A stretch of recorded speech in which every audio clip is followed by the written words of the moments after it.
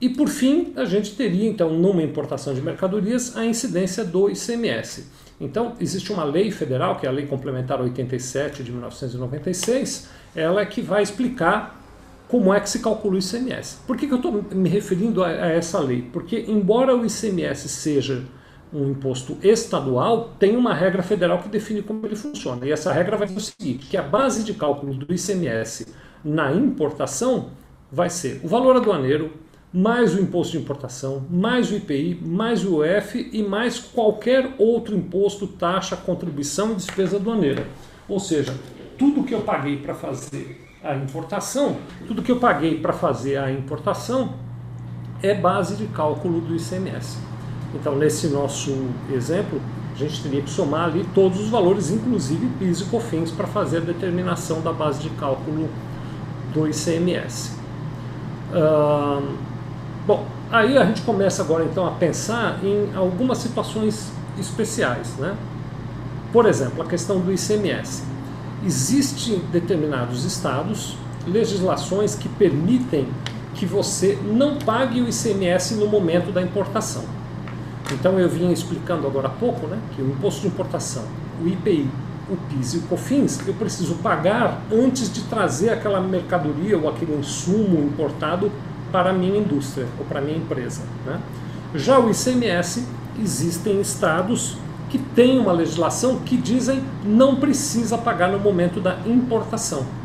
Então eu importo, pago o IPI, pago o imposto de importação, pago o PIS e pago o COFINS, não recolho o ICMS no momento da importação, trago para a minha indústria, produzo o que quer que eu tenha que produzir e vou pagar o ICM quando eu vender o meu produto final, e não no momento da importação.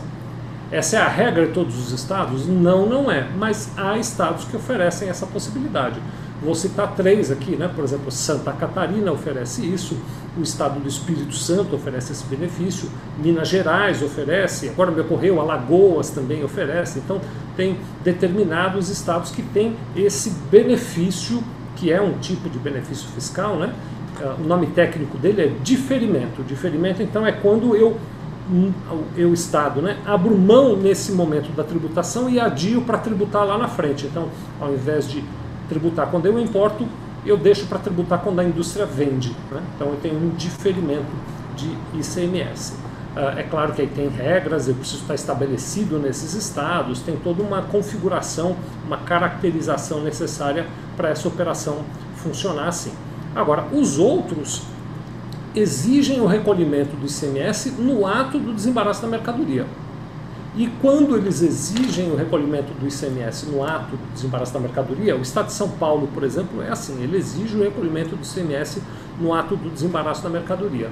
Ele faz a exigência de que seja pago o ICMS da alíquota interna. Por exemplo, aqui em São Paulo, 18% de ICMS. Então a gente tem uma tributação de ICMS já no ato da importação de 18%. Isso, é claro, a regra de São Paulo, né? Bom, qual é o impacto disso, né? Tem um impacto muito interessante, porque quando eu estou em São Paulo, por exemplo, e importo itens que vão compor o meu produto, eu depois, na hora da saída, eu posso ter vendas interestaduais que vão ter a alíquota que pode variar de 4% a 7% a 12%, dependendo da situação.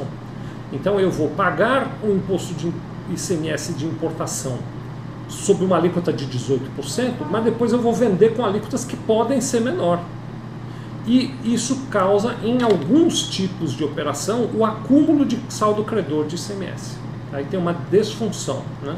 Então, há essa situação. Há casos de empresas, a gente mesmo aqui na Sevilha Contabilidade tem clientes que acabam acumulando o saldo credor de ICMS porque importam e vendem com alíquotas menores, mas são obrigadas ao recolhimento, por exemplo, em São Paulo, do imposto de ICMS na importação. Para esses casos, é possível solicitar um regime especial.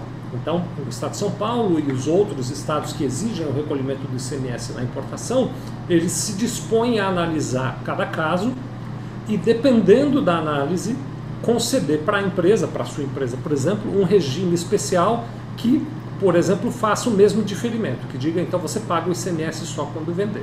Mas isso não está previsto no regulamento do ICMS do Estado, isso é fruto de uma solicitação específica de um benefício fiscal. Tá?